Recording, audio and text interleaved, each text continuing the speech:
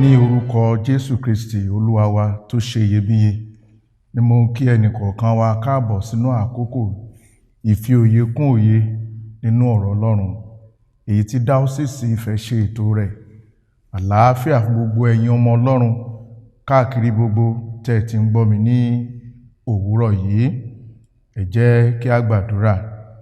Olúwa Ọlọ́run Olódùmarè, a máa dúpẹ́ púpọ̀ lé ọwọ́ rẹ fún oore ọ̀fẹ́ tí a tún rí gbà láti jẹ́ ọ̀kan nínú àwọn alààyè lónìí.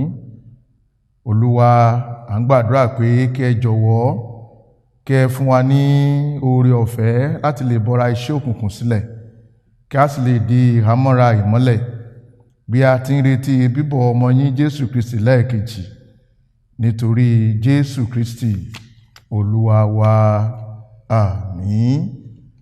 Ọjọ́ ìsinmi ti òní ni à ń pè ní ọjọ́ ìsinmi Adventi, tí a tún pè ní bíbọ̀ Jésù lẹ́ẹ̀kejì. Ọjọ́ ìsinmi mẹ́rin ló wà nínú àkókò yìí tí a ń pè ní Adventi. Àkókò Adventi ni ó bẹ̀rẹ̀ òǹkà ọdún àwa ọmọlẹ́yìn Kristi. Ní òtítọ́ pọ́nbélé, Adventi ló bẹ̀rẹ̀ ọdún àwa ọmọlẹ́yìn Kristi. Ohun tó sì máa ń ṣẹlẹ̀ ní àkókò Adventi tó jẹ́ ọjọ́ ìsinmi mẹ́rin tó ṣáájú ọjọ́ ìbí Jésù Kristi ni kíkéde bíbọ̀ Jésù fún ìmúrasílẹ̀ láti pàdé rẹ̀. Nítorí náà, fún ọ̀rọ̀ ìyànjú tí a ó fi gbara wa ní ìyànjú ní òwúrọ̀ yìí, àdúrà kúkúrú tí a yàn fún ọjọ́ ìsinmi ti òní ni a ó fi gbara wa ní ìyànjú pẹ̀lú àkórí ọ̀rọ̀ tí mo pè ní bọ́ra iṣẹ́ òkùnkùn sílẹ̀. Kí ni ìtumọ̀ ọ̀rọ̀ yìí? Ìtumọ̀ ọ̀rọ̀ náà ni pé kí a mú ìgbé ayé àtijọ́ kúrò, kí a sì di tuntun nínú ẹ̀mí wa. Ẹsẹ̀ ọ̀rọ̀ Ọlọ́run ò ní àdúrà kúkúrú fún ọjọ́ òní, èyí tí ó kà báyìí pé Ọlọ́run Olódùmarè fún wa lé oore ọ̀fẹ́ kí a lè bọ́ra iṣẹ́ òkùnkùn sílẹ̀, kí a sì di ìhámọ́ra ìmọ́lẹ̀ ní ìsinsìnyí nígbà ayé ikú yìí, nínú èyí tí Jésù Kristi ọmọ rẹ̀ wá fi ìrẹ̀lẹ̀ ńlá bẹ̀ wá wò, pé lópin ọjọ́ nígbà tí òun sì padà nínú ọlá ńlá rẹ̀ tó lé ògo láti wá ṣe ìdájọ́ ààyè òun òkú, kí àwa kí ó lè jíǹde sí ìyà nípẹ̀kun nípasẹ̀ rẹ̀, ẹni tó wà tó sì ń jọba pẹ̀lú rẹ̀ àti ẹ̀mí mímọ́ nísinsìnyí àti láéláé. Àmín. Ọmọ Ọlọ́run tí Ọlọ́run lò láti kọ àdúrà yìí mọ bí iṣẹ́ òkùnkùn ṣe ní agbára tó láti gba àwọn àǹfààní ńlá kan kúrò lọ́wọ́ ọmọ ènìyàn. Ó ṣeéṣe bí ènìyàn bá wà nínú iṣẹ́ òkùnkùn kí àjíǹde sí ìyè àìnípẹ̀kun kó bọ́ lọ́wọ́ irú ẹni bẹ́ẹ̀. Ìdí rẹ̀ nìyí tí ìránṣẹ́ Ọlọ́run tí Ọlọ́run lò láti kọ àdúrà yìí fi ń béèrè fún oore ọ̀fẹ́ Ọlọ́run kí a lè bọ́ra iṣẹ́ òkùnkùn sílẹ̀. Kí ni àwọn iṣẹ́ òkùnkùn yìí tí mo bá ní láti béèrè kí ó lè yé wa dáradára, èyí tí Ọlọ́run fẹ́ kí ẹnìkọ̀ọ̀kan wa kí a bọ́ra rẹ̀ sílẹ̀ tàbí ká sá fún?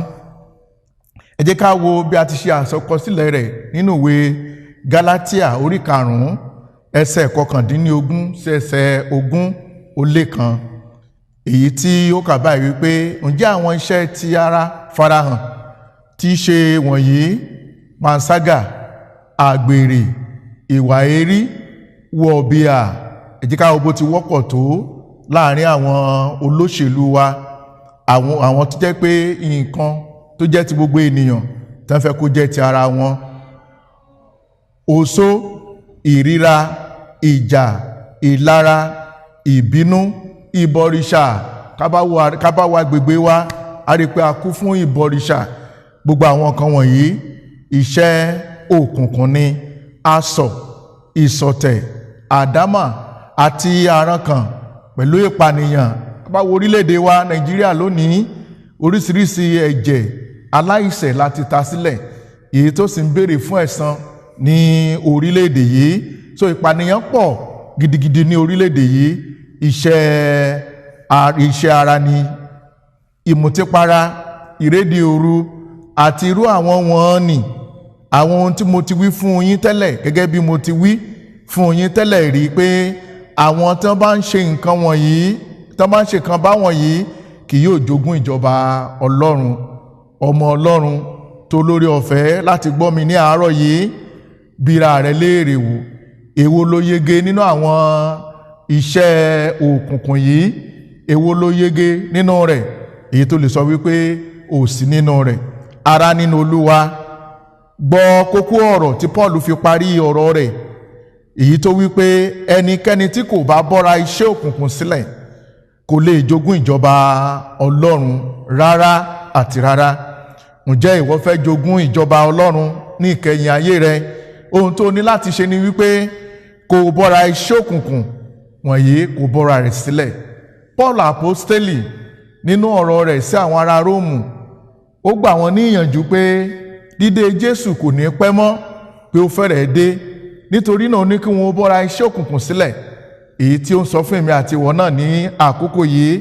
Tá a bá wo ìwé Róòmù orí 13 ẹsẹ̀ 12, ó ní òru bù kọjá tán, yẹn ni pé ayé tá a wà yìí òkùnkùn ni, òru la wà, nítorí wípé ó kún fún iṣẹ́ òkùnkùn.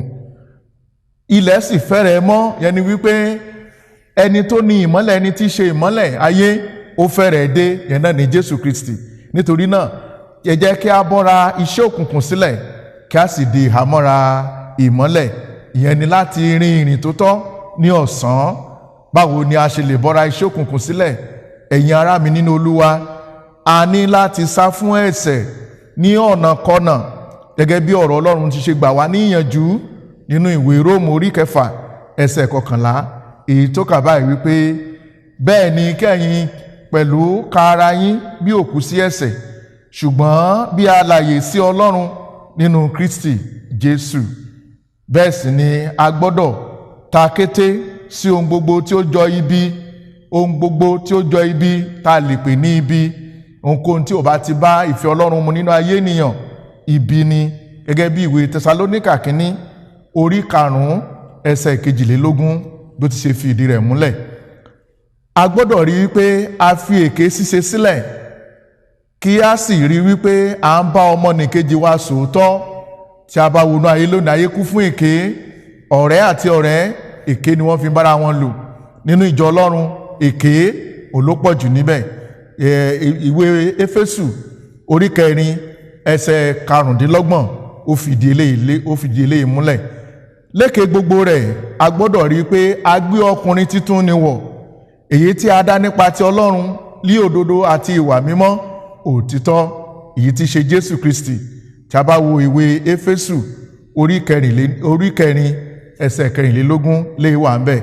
Ará nínú Olúwa, nígbà tí àwọn nǹkan wọ̀nyí bá ń fi ara hàn nínú ayé wa, ni a tó lè sọ wípé a bọ́ra iṣẹ́ òkùnkùn sílẹ̀. Àbá àti wà ní chọ́ọ̀chì látijọ́ tí wọ́n ti dá ayé, tàbí kó jẹ́ pé bàbá wa àti ìyá wa àwọn ni wọ́n mọ ilé Ọlọ́run tá ń lọ, tàbí àwọn náà dá ìjọ tá wà sílẹ̀, tàbí àti ẹ̀jọ́ lórí ìjọ, tàbí àjọ lórí ẹ̀sìn, èyí tá tẹ̀ ń lo aṣọ tó dára tó lówó iyebíye. Tí àwọn nǹkan wọ̀nyí tá a bá ti bọ́ra, tá a bá ti kọ àwọn iṣẹ́ wọ̀nyí sílẹ̀, dájúdájú a sì wà nínú ti ara ni a tó lè sọ wípé a kọ iṣẹ́ òkùnkùn sílẹ̀. Ní ìparí, kí ni yóò jẹ́ èrè wa tí a bá lè bọ́ra òkùnkùn sílẹ̀? Kí ni yóò jẹ́ èrè wa tá a bá lè bọ́ra òkùnkùn sílẹ̀? Tá a sá fún ẹ̀ṣẹ̀, tá a sá fún ibi, tí ọwọ́ wa mọ́ ní gbogbo ọ̀nà wa, kí ni yóò jẹ́ èrè wa? Torí kò sí ohunkóhun tó wà nínú ayé tí ò lérè, àti rere àti búburú, gbogbo ẹ̀ ló ní èrè pátápátá.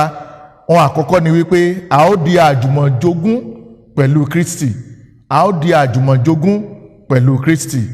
A ó sì ní àǹfààní sí ayé, a ó ní àǹfààní sí ààyè tó lọ pèsè sílẹ̀ fún àwọn àyànfẹ́ láti bá jọba ní ìkẹyìn.